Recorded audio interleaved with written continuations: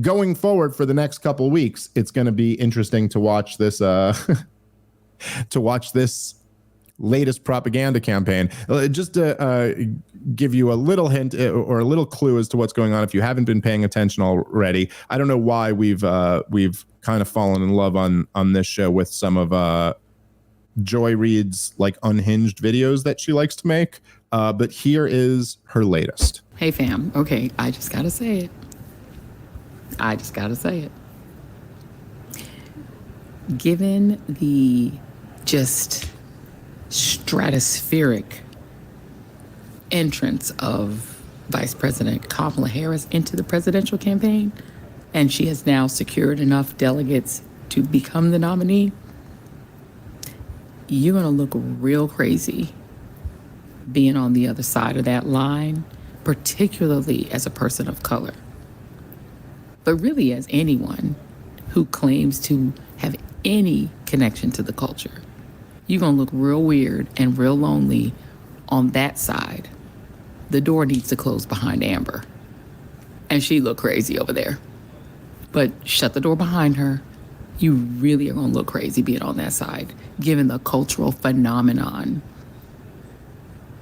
of Vice President Kamala Devi Harris.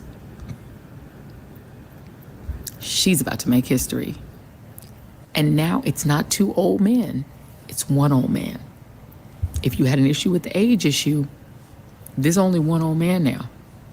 That's on that side.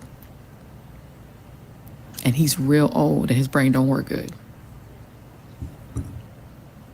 You're gonna look real crazy. Hanging out over there with his like fake rap videos and Kid Rock. I almost feel sad for you if that's where you are. Because the culture going the other way. This election is about to be lit, like the kids say. I think I might have fallen out of a coconut tree. All right, here, we can cut it off there. I think you guys kind of get the point. How crazy is it that that woman hosts a show on MSNBC?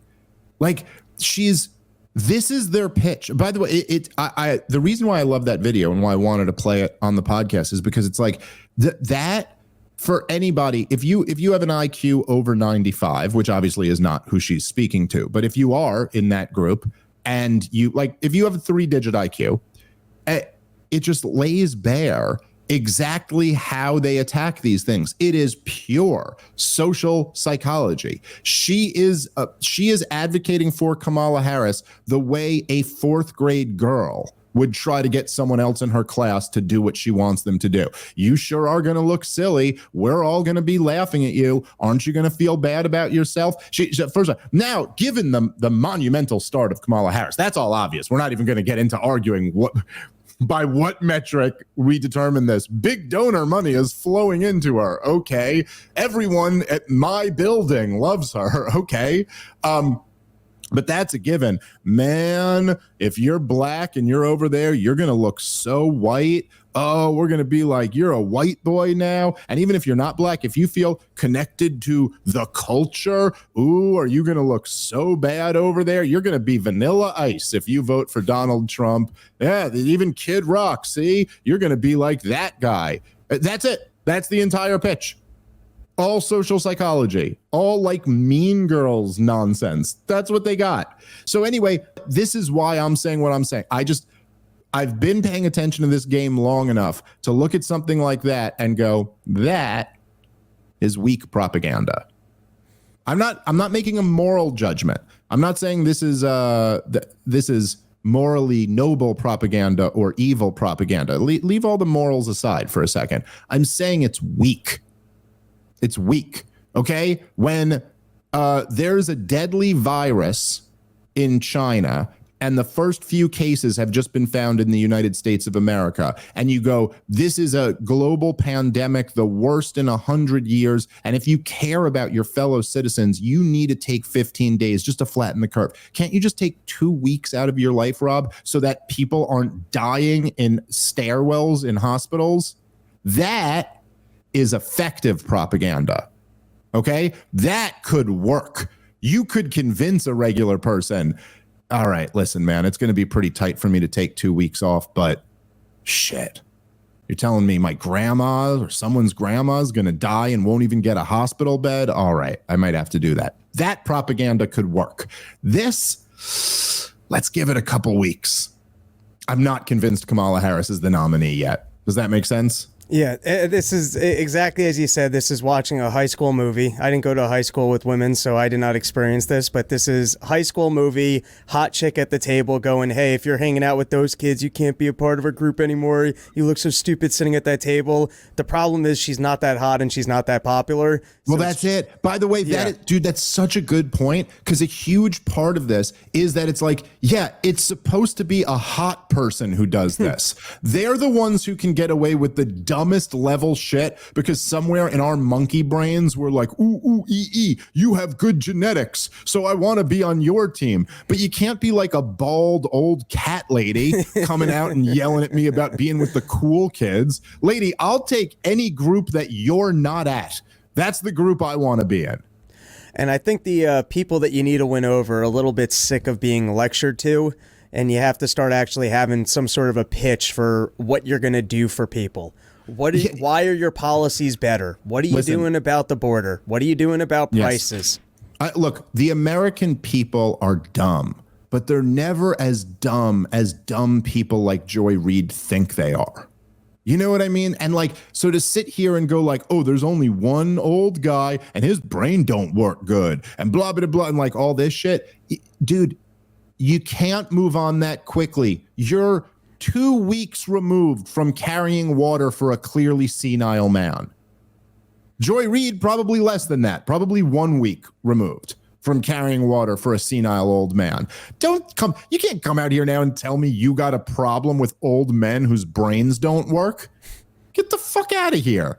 It's just impossible to sell this. Here's another one. I thought this was great. Elizabeth Warren was asked what you think might be, I don't know, the first most obvious campaign question you would get asked about Kamala Harris. You could all probably guess it if you wanted to. Let's see how Elizabeth Warren handles this very tricky question. What do you think has been her biggest accomplishment since she's been vice president? Oh, I have to say, since the Dobbs opinion, the way that she has rallied women and friends of women, also called men, around this country on the issue of abortion and just taken it home. First vice president in history to visit an abortion clinic. Go get them.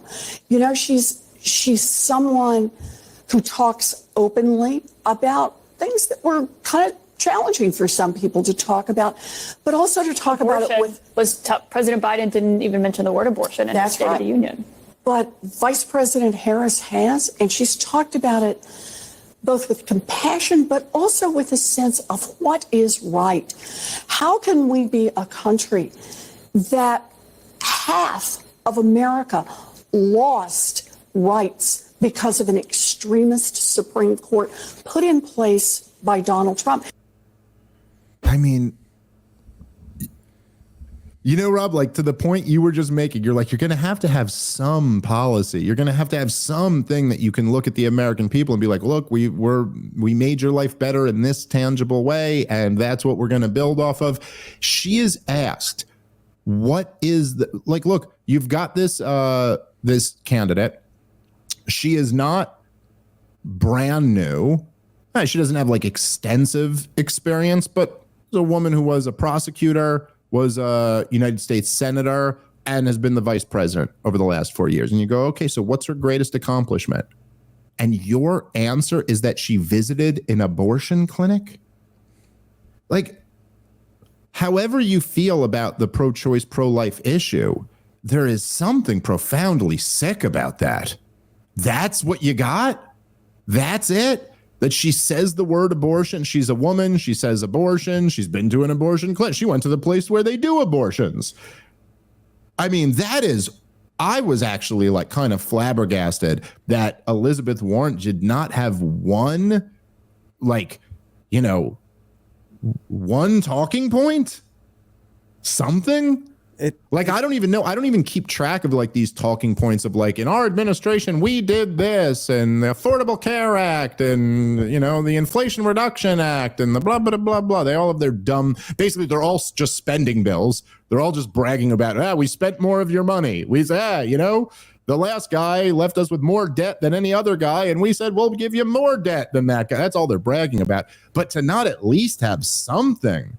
Like, she was instrumental in that insulin bill that got the price of insulin down or something. She went to an abortion clinic?